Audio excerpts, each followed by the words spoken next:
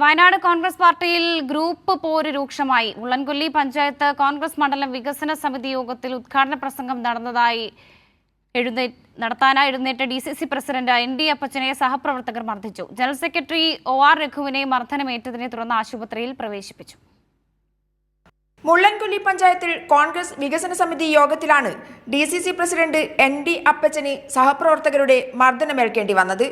ND അപ്പച്ചൻ ഉദ്ഘാടന പ്രസംഗം നടത്താനായി എഴുന്നേറ്റതോടെ മുള്ളൻകൊല്ലിയിലെ കോൺഗ്രസിലെ പ്രശ്നങ്ങൾ തീർത്തിട്ട് മതി പ്രസംഗമെന്ന് പറഞ്ഞ് പ്രവർത്തകർ എഴുന്നേറ്റ് വരികയായിരുന്നു.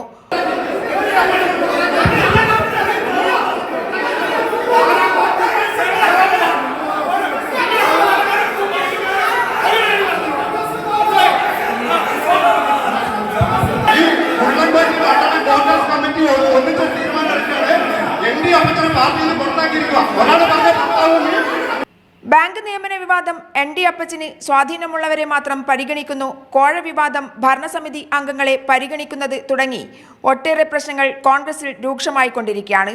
തനിക്ക് മർദ്ദനമേറ്റിട്ടില്ലെന്നാണ് ND അപ്പച്ചൻ പറയുന്നത്.